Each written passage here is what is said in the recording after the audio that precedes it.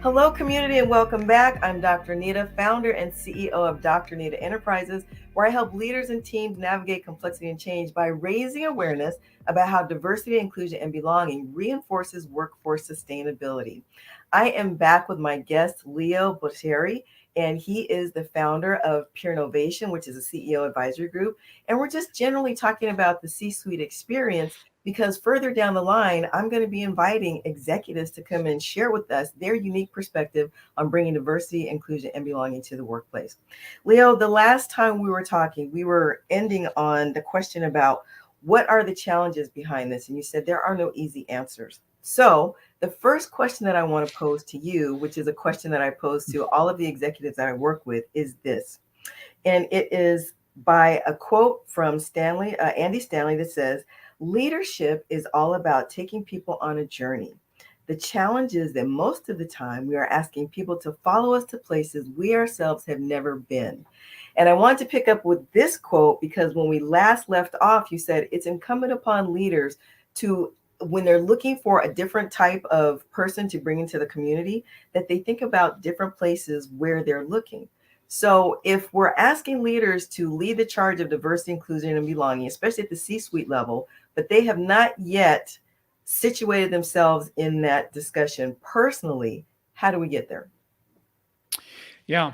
And we're also asking people to embrace a future that we can barely imagine. Mhm. One of the things that I think one of the great leadership lessons that I've read about recently was Sir Dave Brailsford, who led the Ineos 159 Challenge. And this was the story of Iliad Kipchoge, who's the world record holder in the marathon from Kenya, who they assembled this team to actually make all these little incremental changes and all these nutritionists and physiotherapists and all of these folks together to come and work with him to see if he could do one of two.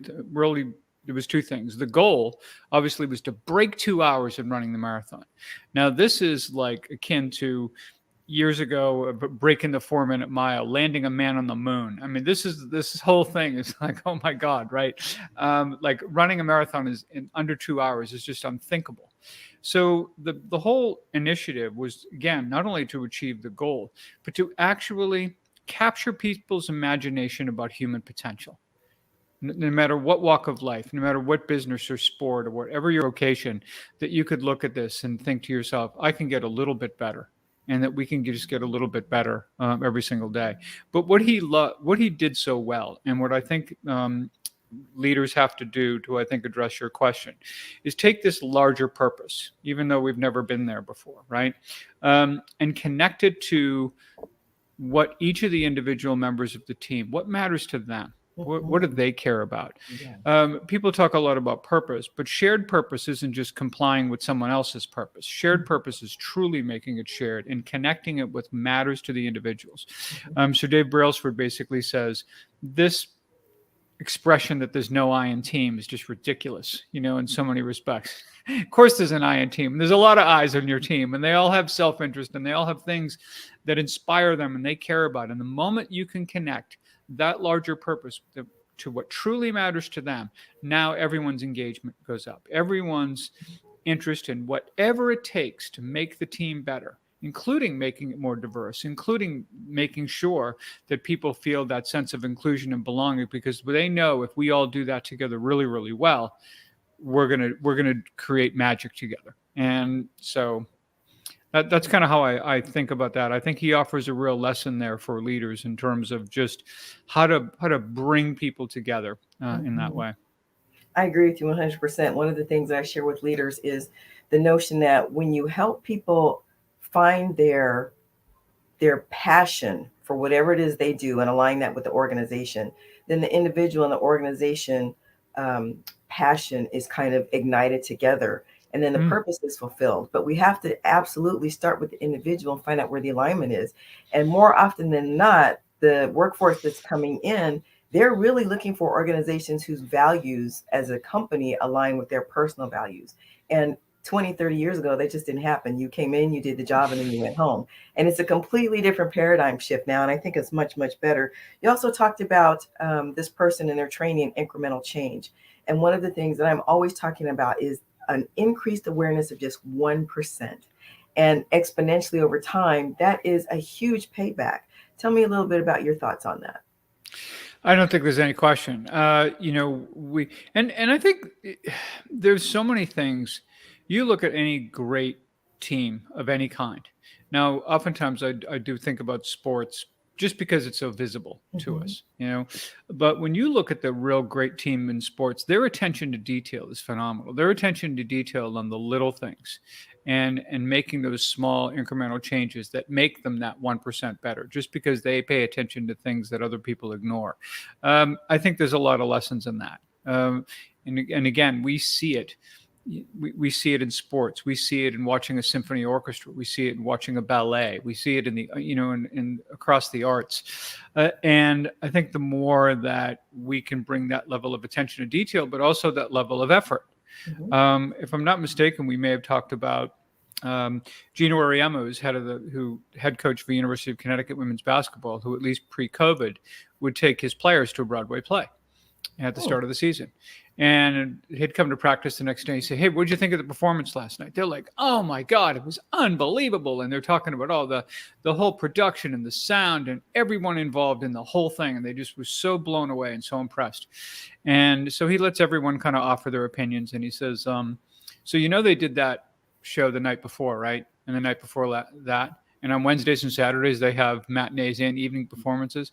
He said those people, everybody who's involved in that production brings that level of effort every single time they have the show. Why? Because for most of that audience, it's the only time they will ever see that play, and they've got to deliver it with that level of effort. Mm-hmm. And, so every once in a while we'll talk about what would it be like if we tried to show up to our jobs every day like it's a Broadway play.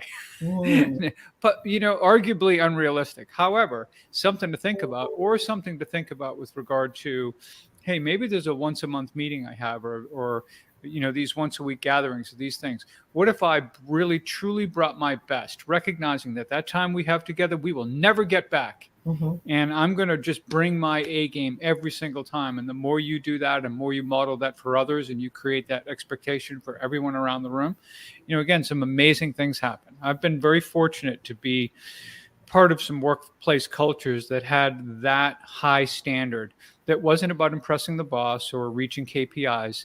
They were about your professional currency with every one of your peers. And you just brought your best every day because you knew everyone else was going to as well. And it's everything you could do just to hang with that group of people. So that's a lot of fun. It is. And when you were talking about performances, I went back to my high school days when I was in the marching band.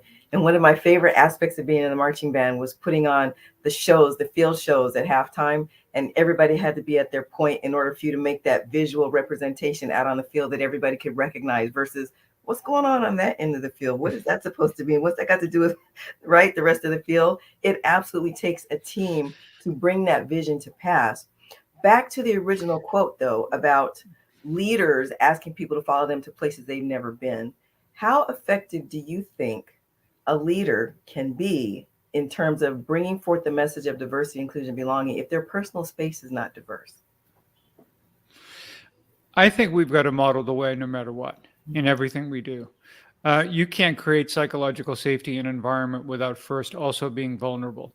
You've got to show people that you are in it too. This isn't something that you're just asking of others. This is something, again, if you consider that triad model that I talked about of all being in it together and all being part of the team and no one being apart from it, I think you've got to model those behaviors. I don't think there's any question about that. And I think, though, for many leaders, they just need some coaching, if you will. And I'm sure you do this for a lot of CEOs, and kind of help them find their way, about how to do that better. What are the things I need to be paying attention to? What does that look like?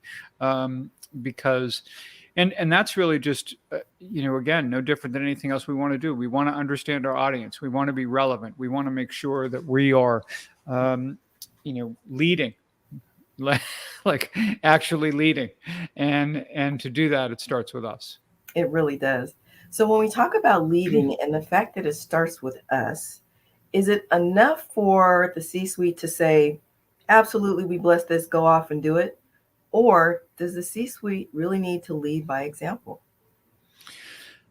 I don't think there's any question. I think you lead by example. I also think that, it's kind of interesting. Patrick Lencioni talks a lot about many different kinds of values, core values, aspirational values. And there's always this idea that comes up with people, and usually a debate about whether companies should include aspirational values in what they talk about.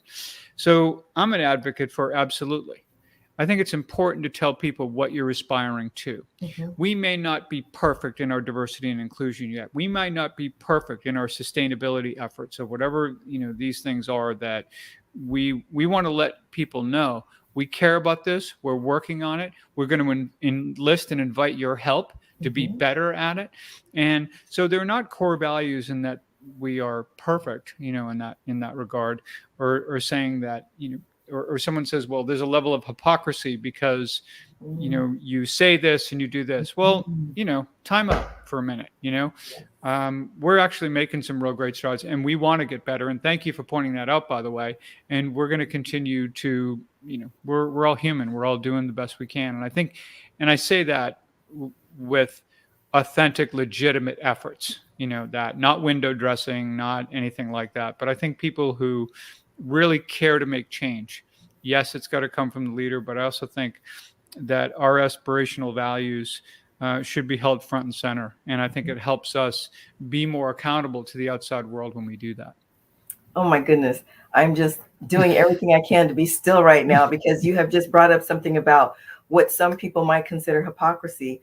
I want to pause the conversation here. We're going to pick it up next time, but I am just enjoying talking with you. You're absolutely speaking my language, and you're really giving us some insights into the world of the C-suite, how they think, how they operate, and how they make their moves. So thank you again for joining us. Community, I hope you're enjoying this conversation as much as I am. If you'd like to hear it again, please go to my website, www.dranita.com. Remember, you need to spell out the word doctor. And on the landing page in the top center, you'll see the link to the Keeping It Real with Dr. Nita podcast, if you'd like to listen to this one again, or if you want to hear some new ones that you perhaps haven't heard before. Please like and subscribe and give me your feedback. I want to deliver content that is most beneficial and interesting to you. Until next time, this is Dr. Nita reminding you to stay blessed and keep it real.